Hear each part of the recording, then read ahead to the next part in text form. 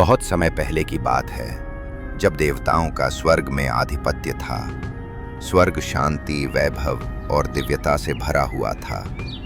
इंद्रदेव, देवताओं के राजा, अपने श्वेत हाथी ऐरावत पर सवार होकर स्वर्ग के बागों में भ्रमण कर रहे थे। उसी समय उनका सामना हुआ महर्षि दुर्वासा से, जो तप और तेज से संपन्न महान ऋषि थे। उन्होंने इंद्रदेव को एक दिव्य पुष्पमाला भेंट की, एक माला जो दिव्यता, भक्ति और शक्ति का प्रतीक थी। लेकिन इंद्र अहंकार में चूर थे। उन्होंने उस माला को गंभीरता से नहीं लिया और उसे अपने हाथी के मस्तक पर रख दिया। ऐरावत ने माला को झटक कर नीचे फेंक दिया और वो पवित्र माला धरती पर गिरकर रौंदी गई। ये देखकर महर्षि दुर्वासा अत्यंत क्रोधित हो गए। उनका मुखमंडल क्रोध से तपने लगा। उन्होंने इंद्र को श्राप दिया, तुम्हारा अहंकार तुम्हें नष्ट कर देगा। देवता अपनी सारी शक्ति खो देंगे और असुर तुम पर विजय प्राप्त करेंगे। ऋषि के श्राप का प्रभाव शीघ्र ही दिखाई देने लगा। देवताओं की शक्ति क्षीण हो गई। वे रोगी, निर्बल और भयभीत हो उठे। इधर असुर, जो पहले छिपकर रहते थे, अब बलशाली होकर स्वर्ग पर आक्रमण करने लगे। देवताओं को एक के बाद एक पराजय का सामना करना पड़ा। अंततः असुरों ने स्वर्ग पर अधिकार कर लिया और देवता निष्कासित कर दिए गए। निराश और पराजित देवता एकत्र होकर भगवान विष्णु के पास पहुंचे। उन्होंने दीनता से प्रार्थना की, हे विष्णु, हमारी रक्षा करें। हम अपने लोक, अपनी शक्ति और सम्मान सब कुछ खो चुके हैं।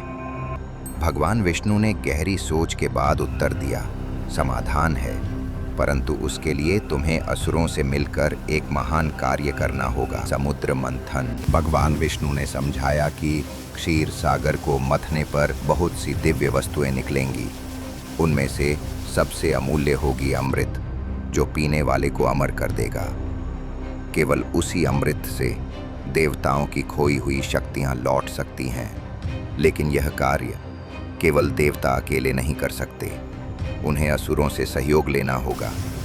यह सुनकर देवताओं ने साहस जुटाया और समुद्र मंथन की योजना की नींव पड़ी। अब अगला चरण था तैयारी। भगवान विष्णु के मार्गदर्शन में एक दिव्य सभा बुलाई गई। वहां इंद्र, वरुण, अग्नि, वायु और अन्य प्रमुख देवताओं ने एकत्र होकर योजना पर चर्चा की। विष्णु ने कहा, यह कार्य अकेले संभव नहीं, असुरों का सहयोग लेना होगा, परंतु बुद्धिमानी से। अमृत की प्राप्ति के बाद उसका वितरण मेरा उत्तरदायित्व होगा। देवताओं ने अपने भय को पीछे छोड़ते हुए असुरों के सम्राट बलि से संधि की। बलि बलशाली था, लेकिन उसे भी अमृता की लालसा थी।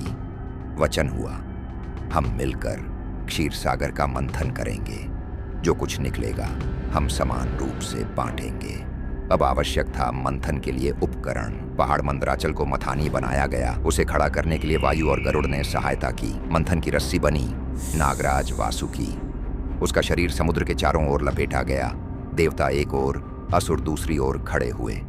पृथ्वी, आकाश और पाताल, तीनों लोकों में सनसनी फैल गई। देवासुर पहली बार एक साथ खड़े थे, एक महान कार्य के लिए। क्षितिज पर उगता सूरज उस ऐतिहासिक क्षण का साक्षी बना। समुद्र मंथन की तैयारी पूर्ण हुई थी। समुद्र मंथन अब शुरू होगा। क्या अमृत मिलेगा या कोई नई विपत्ति उठेगी? जानिए आगे की कथा पार्ट 2 में और सब्सक्राइब करें हमारे चैनल एरर 69 को।